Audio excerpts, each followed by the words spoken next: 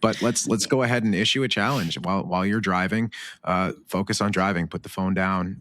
Don't take a call. If you need to take a call, pull over. Beyond just hands free. Don't take your meetings in the car. Don't eat your lunch in the car. Yeah. Drive it. Drive while you're driving. Just drive. Yeah, the distractions are huge. They're huge. The Tow Trend Podcast. Dynamic conversations with industry experts and special guests. Featuring your hosts, Shelli Hawkins and Dennis McGowan. Brought to you by Atura. Welcome back, everybody. We are glad you are here for the Tow Trend Podcast. Dennis, is this episode 6, I believe? I believe that's correct. We've made it through 6 episodes. They haven't canceled us yet. They're not going to cancel us. This is fantastic. What an amazing time we had in episode 5 with Jeff Paquette from Southside Wrecker and former co-host of the Tow Business Podcast for 6 years. He's an amazing, coming from the technology background, being as early adopter as he is in technology. We just had a blast with Jeff. We've got a fantastic guest that we are going to introduce here. Dennis, I would actually like for you to introduce her. Absolutely. Someone who needs no introduction in this industry, Cindy Iodice of Flagman Incorporated. Cindy, welcome to the show. We appreciate you coming here, and a little background that we've got. I can read it through, or you're welcome to introduce yourself if you'd like. Yeah, sure. Thank you so much for having me at episode 6. So excited to be here. Wait a second. Our viewers need to know first and foremost that Cindy Iodice, where do you currently reside, and what is your weather like today? So aloha and good morning from Honolulu. Currently, it's a little bit cloudy. Blue skies in the distance. I'm located in Honolulu, Hawaii, where we founded Flagman Inc. I love that. I want you to start by telling us, how in the world did you make it to Honolulu, Hawaii? I didn't want to drive a tow truck. Dad, there you go. My parents had 7 Short kids, answer. and they wanted to. No, serious. They had 7 kids, and they saw a future in the towing business for all of us. And the vision was that the boys would be tow truck operators, and the girls would be secretaries. And I didn't want either. So when I was 18, I got a one-way ticket to Hawaii. I didn't want to drive a tow truck. True story. What has your career been out there? I am a filmmaker, so I went to film school. Like cinematography. Yeah. I'm actually a director.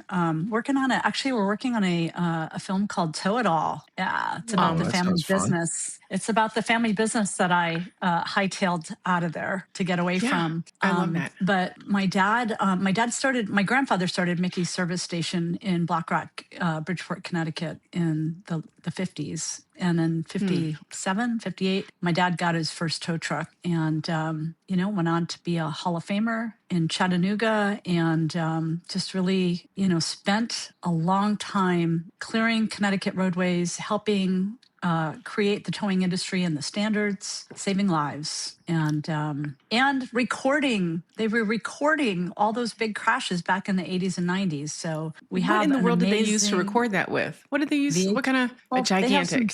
They had some 16 millimeter, the old school, and 8 millimeter in the early days, like in the late 70s. But then they moved on to a VHS camera. And I can only imagine this will be in the new movie. Please tell me. Oh, yeah. The movie is based on all the old footage and sort of the family legacy in the towing industry. So wonderful. That's exciting.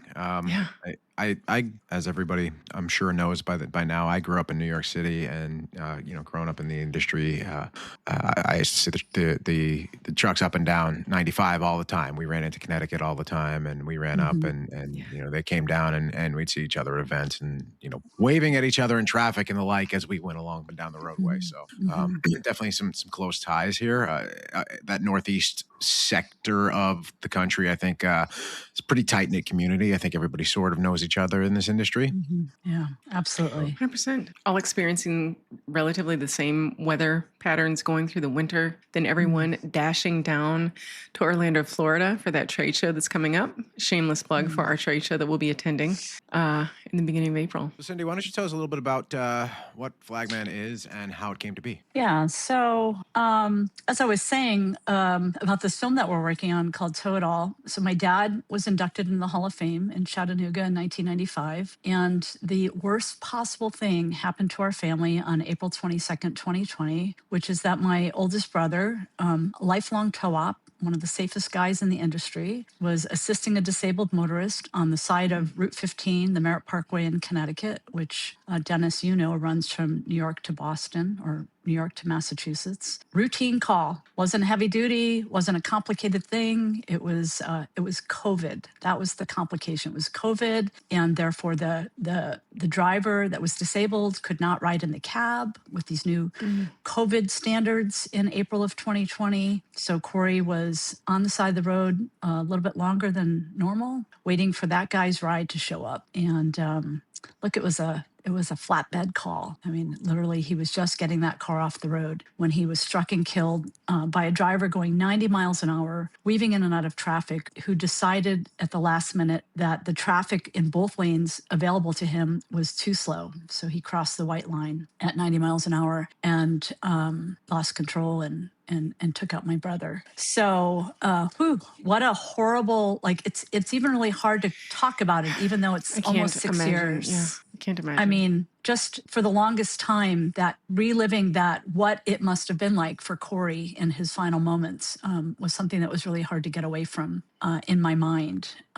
But it just felt like that grief needed a place to go. And I felt a huge responsibility as to somebody who did grow up in the towing industry, very tight knit community, the towing industry. I worked on the side of the road as a kid, offloading cargo on Interstate 95 with the rest of my siblings, because that's what we did. We showed up to towing as a family. And I just felt this deep sense of responsibility that I was thinking about, like, who works on the side of the road? Well, we worked with DOT, we worked with police, fire, paramedics, and that all of these people deserve protection. So we created Flagman Inc., my family and I. And first we did a PSA specific to towing, and then we created an education outreach program from kindergarten to 12th grade, where we go out into schools and educate kids about the slow down, move over law. I love this. Tell a little bit about like the very, very beginning. And I know that you had mentioned that you'd had a conversation with Will Miller. You were really not sure what to do with how you were feeling, the ideas that you had, what exactly to do with them. What did that look like? Well, so Corey was killed in April, and remarkably, I still don't know how this happened, but we created our first PSA by October. I mean, Wow. within months, we came up with the concept. So basically, when I got home from the funeral back to Hawaii, we just started meeting on Zoom with my creative media team. So we're all filmmakers, we're all in the creative space, marketing, and just production. We all do content production. And so we just started meeting and talking about, what did Slow Down Move Over need? Did it need a new tagline? You know, if we have this law in all 50 states, what can we do to make it better? So we came up with the idea of using that Flagman character that you see on the side of the road and the orange sign, and make him the trusted voice of traffic safety to the motoring public. And we took that concept and a portfolio of photos, and we went to Chattanooga for the memorial, the Wall of the Fall Memorial Service, which, by the way, was not in 2020, it was in 2021, and went down and just like interviewed all those guys, right? We interviewed Jeffrey Godwin and Tom Tedford and Bill Graziana and Will Miller and Jeff Bagley and Mike McGowan and Marcy. Fantastic. Interviewed them all And Marcy, all. to talk about what the problem was and how we could step in and help. And the best advice I got in Tennessee was from Will Miller, who said to me, look, go home and create a nonprofit, make this a thing, and build from the ground up. And it was the best advice ever. And I did. I came home and applied to be a nonprofit on October 28th of 2021, and that really was our starting point. But at that time, we only had a PSA and a vision. We have a lot of things that we'd like to accomplish at Flagman, but the thing that rose to the top that needed the most development, attention, care, and piloting was an education outreach program. Yeah. I remember all the programs that I had in elementary school, and they are still in my mind. We could list them today, but I still remember them. They were impactful, and it doesn't necessarily change behavior because you haven't established a bad behavior, but it does leave such an impression on a young mind that you never forget. Right. So I love this, that you made that decision, that's where it all begins. Well, making a decision and coming up with the concept were two different things. So True. I was in March of 2022, I was invited to apply for a potential grant, which, by the way, I did not get. But the grant said it was like education. It was like an education track. And so the grant asked me, what are you teaching the kids? I was like, oh my gosh. And that's really where it began. It began with sitting at my computer and just trying to think about how do we teach road safety in a meaningful way that will impact the kids and also have the kids engaged. So I called my nieces who were in middle school and high school at the time. And I said, what makes you want to participate in a school assembly? And the first answer was when we get gift cards. When we get gift cards. I was like, okay. And then when our friends are up on stage, and then we want to pay attention. And that was really the foundation, the building blocks on which we started trying to figure out, how to make this fun and engaging and fast. It's got to be fast with young kids. And so we did. We create a road. We have a 20-foot road that we lay out. We have prop cars, and we do 3 scenarios. The first is all responders are on the side of the road, like I often saw as a kid. And what do you do when you have all these bodies standing on the side of the road that are in harm's way? Our second scenario, we set up a DOT traffic pattern. The kids run the cars. The audience yells so to move over. And our final scenario is why Flagman exists. Sometimes you're going to see a tow operator on the side of the road with nobody else. And not only is he a first responder, he's an only responder. So our last scenario is demonstrating that you're going to see a tow truck, and this is especially a good time to slow down and move over. So, Cindy, obviously Corey's story is a terrible tragedy, but it's not unique. It's something that we hear about constantly, right, across the industry. I think there were 2 deaths recently, just earlier this month, or late last month too. It's the national average and the number that we've stuck with for a while, although this hasn't been verified in a while. It's probably a lot worse than that, is when one operator is killed every 6 days. And beyond towing, in roadside workers, construction workers, police, fire, EMS, that number is staggering. Yes. And stranded motorists too, right? That's another number that comes up that people don't talk about often. But when you started digging into the data, what did you see and what really impacted you the most? What impacted me the most is behind all of the tragedies, all these preventable fatalities on the side of the road is a family like mine. I mean, it was the most devastating thing that could happen to us. And it really made me hyper focus on that this has been a problem for a while, and that this is, yes, there's a law in every state, but it's about driving behavior. So what struck me the most was that we can have all the laws and we can enhance them and hopefully we can enforce them. But if we don't change driver behavior, this pattern is going to continue. And I think we say, like, on average 60 people die a year, but it could be hundreds. And it's out of control. And it hasn't gotten better. 7 tow operators have been killed this year, and it's mid-March. Right. It's an ongoing problem, and it's not getting any better from our perspective, right? It's and like you said, that the impact on families, there are families that are being impacted week after week after week, and not just towers, but towers especially are. This is one of the most dangerous jobs in America. So, what kind of education? What are the things that you are bringing to these young people when you're meeting with them? Yeah. So, in addition to introducing their state's move over law, because we're a national organization, we are teaching kids, because people are like, why would you go in and talk to kindergartners? Why would they be ideal candidates for this kind of school assembly? Well, we're teaching kids, all kids, that when they ride in the car, they have a responsibility too, and that they can be active passengers. So that's our big like pitch to young people. Like, hey, you can look out for your driver and you can look ahead on the road. And when you spot danger, you can share that with your driver. And that's probably the most effective part of our program. I mean, do you remember when the seatbelt law came in, click it or ticket, and kids Yes. were getting on their parents about not wearing their seatbelts? It's the same concept. And we're finding that kids are terrific road safety ambassadors. So we teach the move over law. We teach them what a secondary crash is, our older students in high school. We teach them how to identify a secondary crash. We teach them what to do anytime they spot danger ahead on the road, either as a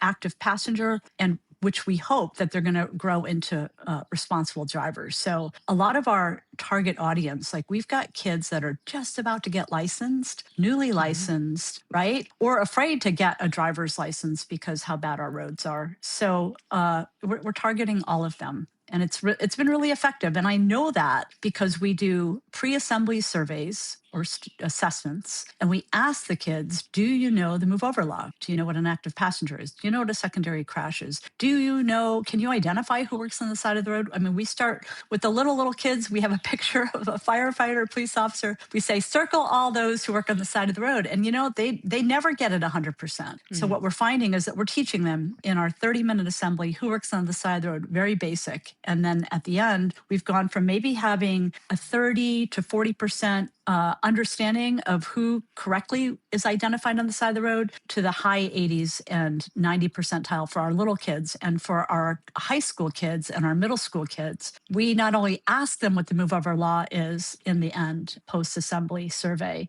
we ask them to write about it. And so that's my favorite, because those kids are using words and language that we use during a school assembly. I was like, they're listening. Holy cow, they're getting it. So yeah, I love that incredible. so much. And it's bringing an awareness that, I mean, a lot of kids are not getting their license at 16, but it's just making them aware of the roadway in a very, very early age where they were not even made, aware of things to look at and what is a safety cone, who are the road workers, like you said, to be able to identify them. And it just makes them even more, I don't want to say hyper aware, but much more aware of their surroundings. And yeah, gosh, I would, Renee, if Renee was here, he would probably agree that I probably needed some early on, or maybe now. Yeah, I think I love that. You mentioned the click it or ticket thing. I vividly remember that from when I was a kid, that education being in schools early, way before I was driving, way before I was even close to a driving age. But I also remember being the annoying kid in the back seat going, hey, you didn't buckle your seatbelt. Hey, you didn't buckle your seatbelt. And that was before cars had all those, all the bells and whistles that reminded you that, oh, your car's moving, you don't have a seatbelt on. So And now you're the annoying kid in the front seat? yes, now I'm the annoying kid in the front seat driving the car. Just saying, what has changed about that, Dennis? I mean, You've been on the started road with early. me. It started early. I have been 100%. Music turned all the way up. You know how it goes. Oh yes. So Cindy, how many students do you think you've reached so far, and where do you think you're going to find yourself at the end of the year? Yeah, it's been such a great run. Okay, so we launched our program. We did a pilot program in Connecticut. We're in the town where I grew up and where Corey resided, my family business was. And we did a pilot program in April of 2023.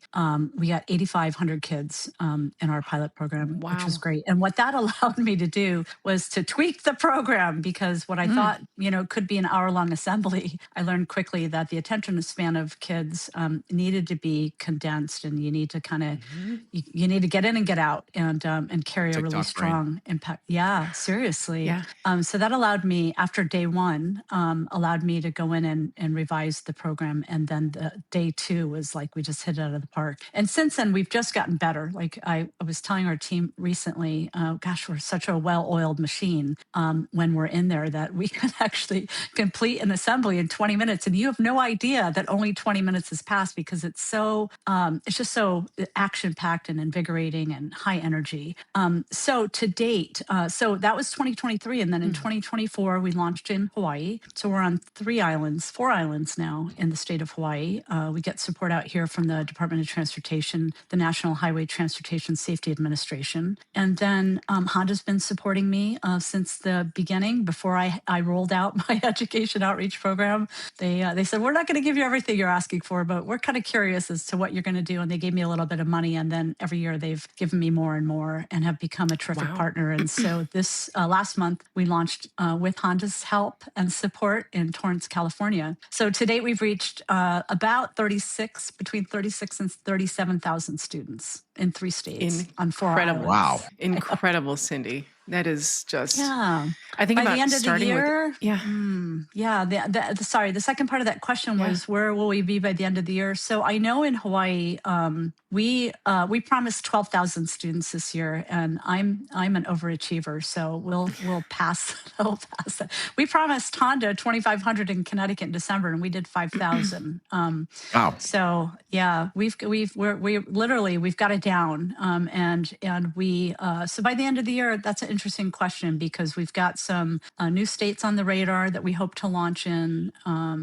I think Honda's going to help us start in Alabama in the fall. We're looking at getting into Florida. We've got a grant in with Florida. We're looking at Michigan. So, and of course, Texas, hopefully sooner rather than later, Dennis, because Texas is a high need state with a lot of incidences. So, Yes. look, if Texas I could be at is a nation. 50,000, yeah, if I can be at 50,000 by the end of the year, that would be terrific. And I have no doubt that my team can help us get there. Do you ever go back into these schools on a regular basis, or is it just one and done? No, so yes, we last month we went back to the island, Hawaii Island, the Big Island we call it, and we had this beautiful little elementary school over there that they were begging us to come back. And I have to tell you, we film all of our, we create content because we're media makers from all of our assemblies, and those kids, they were so engaged. There was like this echo. They were dancing. They were high fiving. I walked away going, "Oh my God, look at that!" Like now we're back, and they know who we are, and they're asking us to get on the fall schedule already. So yeah, Flagman's a big hit, and kids are like, "This is the best day of my life." Like, and faculty are, they're like, "This is the best assembly we've ever had," and that's the kind of impression we want to leave. Yeah, it's so interactive. They're not just sitting there absorbing information. It's just very interactive. Yeah, you guys will have to come out and participate when we're in your area or when you're in our area where we're launching. I was going to say, how do I work this out into a trip to Hawaii? That sounds like that sounds like what I need to let's do go. here.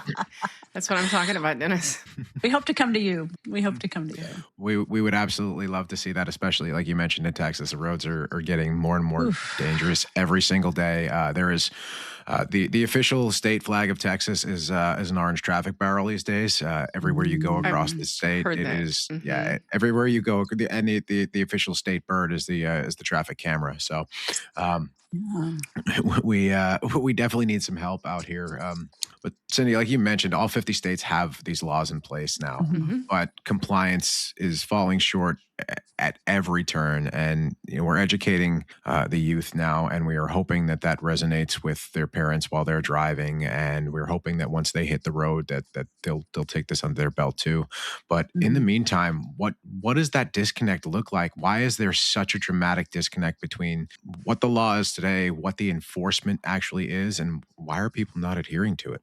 Well, I think the number one cause is distracted driving. I think distracted driving and speeding, right? COVID did something gave people permission to drive out of control. I mean, my brother was hit by a car going 90 miles an hour. And like in Connecticut, if you're going less than 85, like you're in the way. Like you're in the way. I can relate. People in Chicago, they confuse 95, Interstate 95 with the speed limit. Oh, yeah. Like, going so fast. Dennis can probably relate to that. And Sure. yeah. Well, and I think like, so each state has its own law, right? And I know, like Hawaii, I just read an article last night. Hawaii is going to improve their law in the current legislation that looks like it's going to pass to include stranded motorists on the side of the road, which you mentioned, Dennis, which are actually the highest number of fatalities are stranded motorists, right? But we don't Right. talk about that, and that's not out there. And that's Okay. something that Flagman is trying to teach. This is including you when you're and your family are stuck on the side of the road.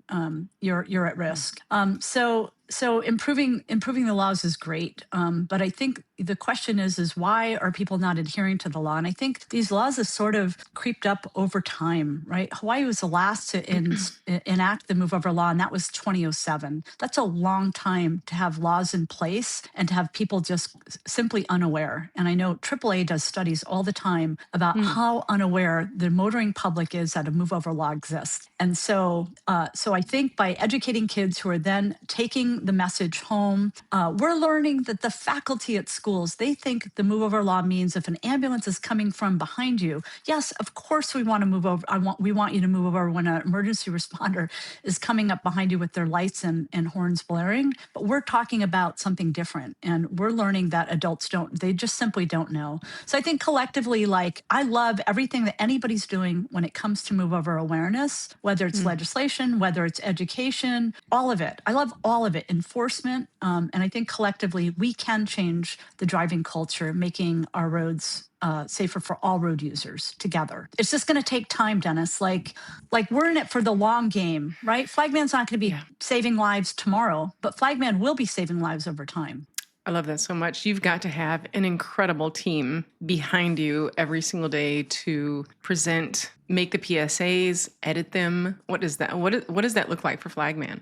Oh, it's my favorite part of what we do. Because I'm like, wait, I'm a filmmaker. What do you mean I got to start a nonprofit now? I don't know how to do that. What's a nonprofit? Like, I didn't ever grow up with nonprofit on my radar. I didn't sign up for this. Yeah. And so that is. What do you mean we're not going to make a profit? What do you mean? I know. Well, I think probably the best strategy for forward movement for Flagman is I just try to surround myself with people who know more than me, which is pretty much everybody. Yes. Stop that, ma'am.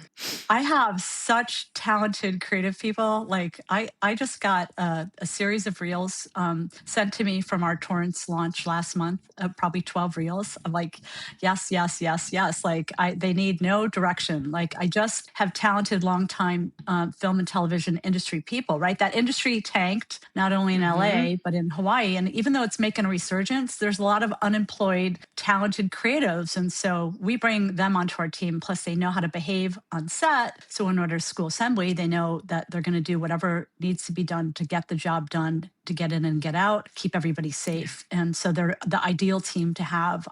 And then I have a remarkable animation team who just submitted to me yesterday our third PSA. And I have a little crush on Flagman. I don't know if you've seen our second PSA when he runs up the street and launches back into the sign.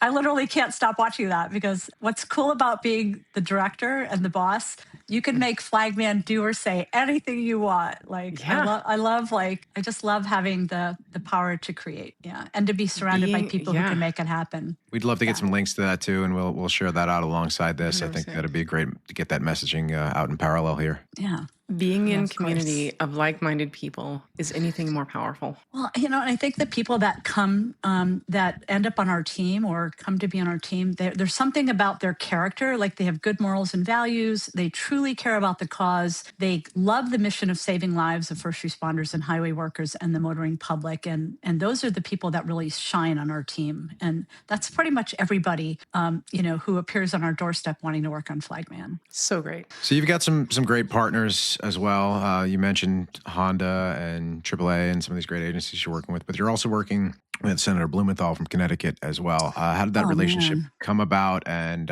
what's that look like today? Man, I have to say, look, I am so grateful to have a sitting senator understand the danger that our first responders face on the roadway. So, and our highway workers and our motoring public. So, when Corey was killed, the reason why I reached out to him is I actually watch Connecticut news in Hawaii because there's a great little station locally, and he's always like on TV.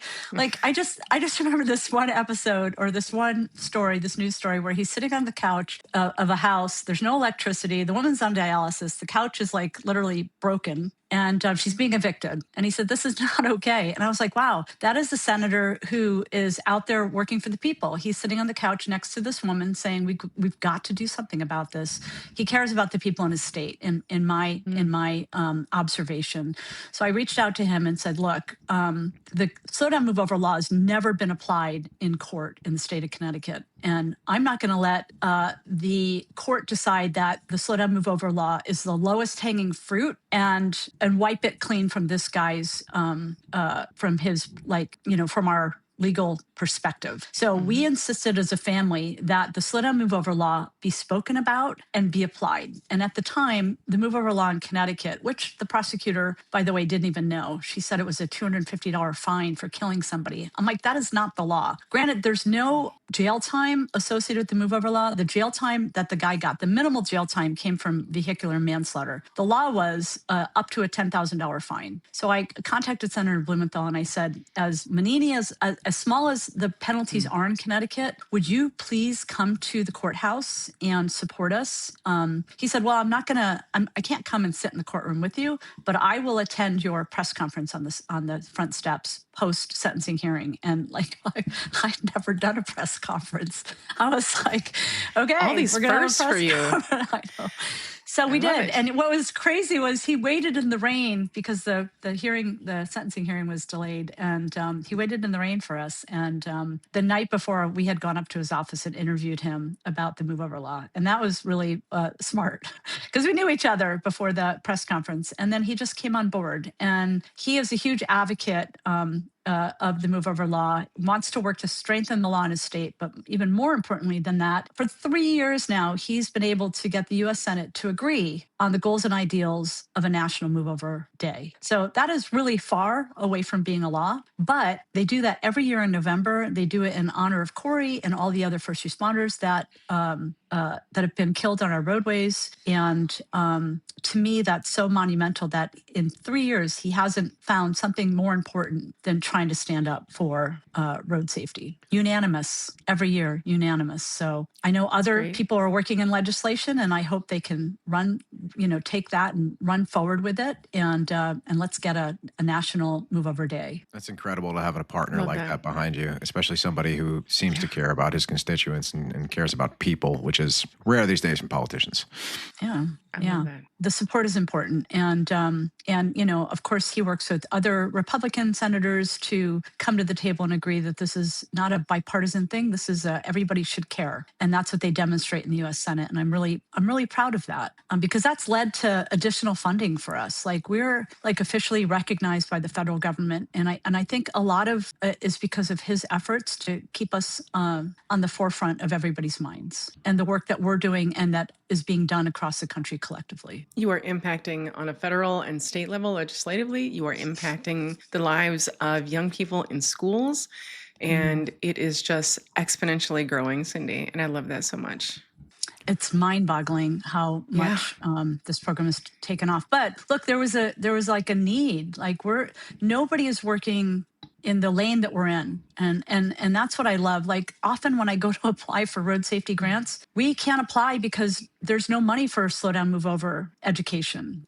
So we have to apply through distracted driving, speeding, we have to use strategic language to get money to do the work that we're doing. There's a complete lack of knowledge from at every level, and whether that's motorists, and I think even in the industry, I don't think we know enough about what actually the problem is and what actually the causes of the problem are, right? And the way I've always looked at this, and Cindy, since you started doing this, it's kind of expanded on the timeline, but there's a timeline, right? There is the actual incident where our tower or our first responder or our DOT worker, whoever else, they're on the side of the road. There's their actual engagement time on the side of the road. And then there's what leads up to that, right? There's your scene staging, your lighting, your cones, everything that you seem to put, everything you put out there ahead of time, flares, whatever that may be, a blocking unit, a police vehicle out there. But this is way before, right? This isn't pre-scene setup. This is before the scene, before the accident. And so, bringing that education in and bringing that up to the scene, right? Up until we get on scene and start that process is just extending this timeline to bring that knowledge to millions more, ideally, once we get to where we need to be, but I don't think enough people know about how big of an issue this is. And, it's just a great thing that you're bringing education to it and bringing eyes to this problem. Yeah, well, I agree with all of that, and we're trying to give some more advance warning to drivers to be on the lookout. So within a couple of weeks of Corey's death, I was still in Connecticut. I was there for 6 weeks, just trying to figure out what to do with such tragedy. But I decided to go with my brother Chris, who still runs the family business, which is now Iodice Family Transport, and he was doing doing a swap on a Porsche, and we had to go to Rhode Island. So we were traveling on Interstate 95, we were still in Connecticut, and we were traveling in the middle lane at the speed limit. And because I was in the flatbed with him, I was a little bit higher profile than the motoring public. And a car came up from behind us, cut in front of us, and then the car in front of us was too slow for that car, and that car popped out to the right. And then right at that moment, there was something happening on the side of the road. And I said to my brother Chris, "Oh my God, I think we just witnessed what took Corey's life." It was so shocking to me to be able to see it from a flatbed. That did not result in an injury or death, but man, it was close. And I think it's that, right? Drivers are selfish, right? We're selfish behind the wheel. I was driving to the Hawaii State Traffic Safety Commander meeting at the airport, and I saw a guy driving down a hill in the rain, shaving. I was like, are you Goodness. what? It's just people are selfish. They feel short on time. They use their car as an office. I saw somebody eating the other day with chopsticks, eating and driving with chopsticks. I can barely use them sitting at a table. We can do better. We can do better. That is crazy. It's there all was about one thing. awareness. Oh yeah, 100%. And so when I was about to get my driver's license, we actually had a program that came into our school, and they brought this machine with us, and it's called the Convincer. Dennis, does that ring a bell at all? No, but you're talking about when you got your license, and I was going to make a joke, but I feel like I might end up in HR if I do. I am grateful that you're not going to. Thank you so much. So this was just a platform with a seat that you would seatbelt into, and it just took you down a hill, it was a short ramp down, and it abruptly stopped you.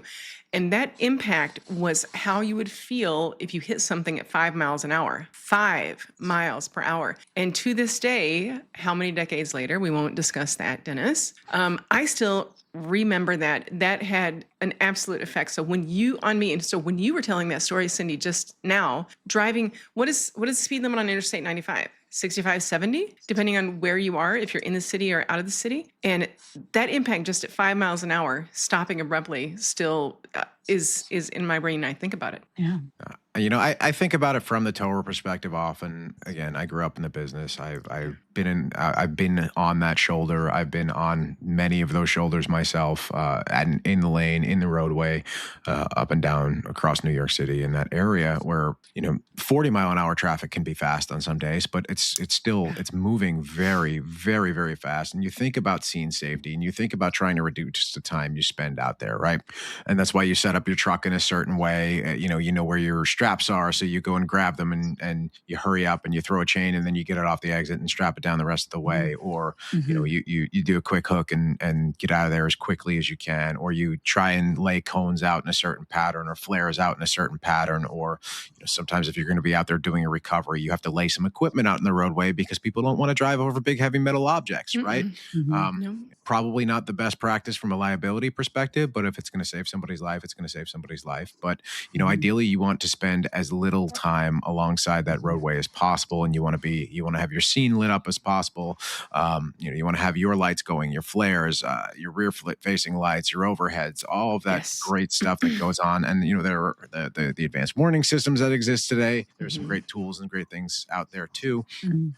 But the average person, and I don't think the average tower even really understands the amount of risk that we're dealing with every single day. Yes, we in the industry see slow down, move over all the time, right? We see this written down, Mhm. we see people talking about it on the internet, we see social media, but we really Yeah. do not understand just how dangerous this is for every single person out there. And Cindy, like you We do mentioned, not. yeah, Mhm. the disabled motorists are at much more risk than anybody else because they don't have lighting, right? They don't have all of these advanced warning systems that we have in place Hmm. today. And so this education, again, and I may sound like a broken record at this point, but this education is truly one of the most important things Crucial. that's happening today. Mhm. We hear about, unfortunately, the deaths on the roadway. We hear about that. What we don't hear about are the close calls. And Dennis, I Mhm. have no A doubt that million times a you day. have experienced. Renee, my significant other, he even had experienced, he calls it a brush, where he felt the vehicle, not the whoosh of the vehicle and the Mhm. wind that comes when they're passing by you, but actually touching his high vis jacket, whatever he was wearing at the time. Mhm. And yeah, I can't even imagine. And there is nothing, I want to say this loud and clear, there is nothing on your cell phone that is as important to look at, to text back, to view. Absolutely nothing when you are driving 60, 70 miles per hour or Mhm. 25 miles per hour. Because Mhm. that person can run out in front of you. And my mom has just drilled it into my brain that your life can change in a split second and you can't go Mhm. back. Mhm. Cindy, you've said something. It might have been on Tow Business Podcast. It might have been on another one, another interview where I heard you. But you've mentioned that even if you get a phone call while you're driving, you don't even use hands free or anything else. Talk about that a little bit more. Yeah, the only thing what I do when I drive is drive. Honestly, Yeah. and you'd be shocked. You'd be shocked at the people who want to like have a meeting with me when they're driving. I'm like, I had a No. recent experience with an educator in California who set up a Zoom call, told me what time they wanted to be on Zoom, and I said, yeah, okay, no problem. So I sent a link, and at that moment, when the camera turned on, they were fastening their seatbelt, and she said to me, "Would it be okay if I turned my camera off while I drive?" And I said, "Why don't you call me back when you get to where you're going?" Yeah. Because I'm advocating for road safety, and I cannot advocate for distracted driving. And she took her seatbelt off and decided to stay in the parking lot. And it's fine if you want to take your meeting from your car, but do it in a park space. So I don't do anything. I don't answer FaceTime. I don't do anything. I don't look at text. I don't do anything. And honestly, Dennis, like I knew about the move over law like a lot of people, right? There's probably a Hmm. pretty good percentage of the population by now. You were talking about that timeline of like when we started and where we are now. I think there is more awareness. I think there's a lot of people, especially if they've been affected by a tragedy, especially in towing, that become very vocal on social media. So I do think that there is a lot more awareness out there because of that. I don't do anything, and I ask people not to do anything, when they're behind the wheel. I think that's a great challenge, and I think we can challenge everybody that's listening or watching this, or however you're consuming this. But let's go ahead and issue a challenge while you're driving. Focus on driving. Put the phone down. Don't take a call. If you need to take a call, pull over. Beyond just hands free. Don't take your meetings in the car. Don't eat your lunch in the car. Yeah. Drive it. Drive while you're Yes. driving. Just drive. Yeah, the And distractions are huge. They're huge. It's scary what kind of things people are doing in their car. Like it's like their office, right? being in a densely saturated area of motoring public, where I live in Columbia, Maryland, between Washington, D.C. and Baltimore. Renee and I have made a conscious choice to not be right in the middle or want to get above and in front of you. We hang back. We hang back. There is nothing in that cluster or group of vehicles that is so important, because that is where the accidents happen. That is where people make wrong decisions. The vast motoring public is distracted. And so it's just another way that you can, give yourself space, be in that middle lane so that you're not close to the shoulder where folks are working on the roadside.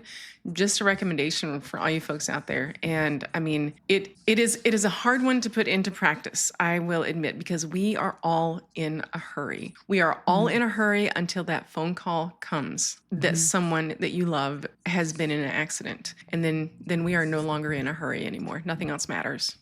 Right. And the hypervigilance, the point I was, the direction I was heading in my earlier point was that I knew about the move over law. I knew my dad's truck was hit 3 months after I was born. And my brothers reported on close calls and jumping over embankments on Interstate 95, like almost got hit. Like my dad would say, if you hear tires screeching, just bail, get the heck out of there. But when Corey was killed, everything changed for me. Everything changed. Everything about the way I drive changed. And so the bigger question is, how do we get people to take this seriously, make the changes necessary, drive with better caution before it happens to them? Because I guarantee you, every mother, father, brother, sister, whatever that has been affected, they drive differently today. But we have to it can't be because there's been a fatality that's altered your life. We have to figure out a way to get people to change long before that. And you have done that. You are doing that.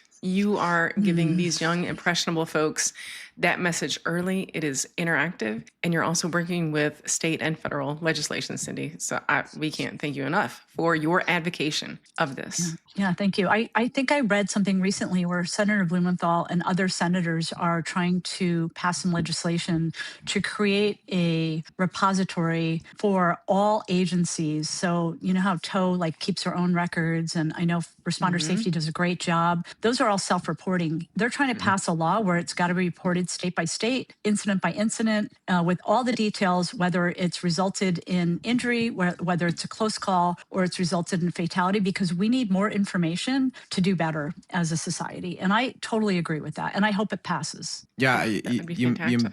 you bring up responder safety and self-reporting. We have some great people across this industry and across other industries that are doing their best to keep track of this. But to Shelli's point, we really don't track almost. Right? We don't track that close call. We don't track that this almost happened, and that happens probably 100,000 times a day across the country. Yeah. Right. And I think some of that responsibility falls on the media, because we had a stranded motorist struck and killed recently in Hawaii. And the guy, he was already he already had a prosthetic leg, and then he was struck and he lost his other leg. And the media did not even say this was a really good example of what happens when we fail to slow down and move over. And we have this freeway called the H3 built by the military that runs from Pearl Harbor to Kaneohe Marine Base. And people are afraid if they get stuck on that road, because there's no exits and it's high velocity, fast moving traffic. The media doesn't report it correctly here in Hawaii. And we also don't have an opportunity for our law enforcement officers to check a box when they're at the scene of a crash that this is slow down, move over, because it doesn't exist in their language here. So they're not ticketing because it's not on the ticket. The worst part about these incidents is every single one of them is preventable. Every single one is preventable. Yeah. It's too late for Corey. It's too late for Corey. So we hope to, and every time another tow op is struck and killed, or a paramedic or a police officer, a firefighter, a motorist, or a firefighter, a motorist, or a Department of Transportation worker, it crushes me. We are not working fast enough. We are not working fast enough. I was in Seattle a couple years ago for the for Lifesavers Conference, and I was getting an opportunity to present my concept because we hadn't really even launched our program yet. And while I was in my hotel room getting ready to go down and be on a AAA panel there, a paramedic was killed in Detroit, and I literally got back in bed and cried. I got into a fetal position and cried because every death hurts so bad, Yeah. It's something I think we think about here every single day. It's something we think about when we're building our product, right? Unfortunately, we are in the business of alerts getting sent while people are driving, so we think about that reality, right? We think about how do we send an alert that is loud enough and bold enough that what your alert is saying, and that you don't have to Mhm. look at your phone, you don't have to look up from the road, you don't have to take your eyes off what's in front of you, and whether you're on the road driving or on the scene, right? How do we send Mhm. alerts to towers when they're on the scene of an accident, working a recovery, so that they don't have to pick their head up from what they're doing and stop Mhm. paying attention to the oncoming traffic and things like that. So, we are doing what we can to do that, and I encourage everyone in every business adjacent to this industry and all of these industries to go ahead and think about these things when you're building product, when you're having conversations, when you're setting meetings. Think about these Mhm. things every single day. Yeah, Be the advanced. I'm intentional. a big Yeah. fan of advanced warning. I'm a big fan. I think everything is helping. In the documentary film "Tow It All," which will be done before the end of the year, which is going to be great visibility for the towing industry, and obviously, my brother was struck and killed. So like, there's the story, and Flagman was created out of that tragedy. So it's a really comprehensive doc about the risks faced on the roadside. But in an interview with my little brother a couple of years ago, he said that when he's hooking up a car on Interstate 95 on the shoulder, and he's got his face on the ground as he's getting the hook under there, and there's like 6 tractor trailers coming at him at 70 miles an hour in that right lane. He said there's nothing scarier. And he used to believe as a kid, because Chris was born and raised in the towing industry, used a tow truck at his driver's test at motor vehicle. They were like, "What do you mean you want to take the test at a tow truck? We've never done that before. We don't know how to do that." "No, you can't do that." And then he called my dad. He said they said no. And then my dad said, "Don't go anywhere." And then they came out and they said, "We don't know who you know, but I guess you're taking your test in the tow truck." and then and Wow. then when he finished the test, the instructor said, "Can you give me some notes about all the things that you just did, so I know how to use this going forward for other tow ops that want to come in and take their driver's test?"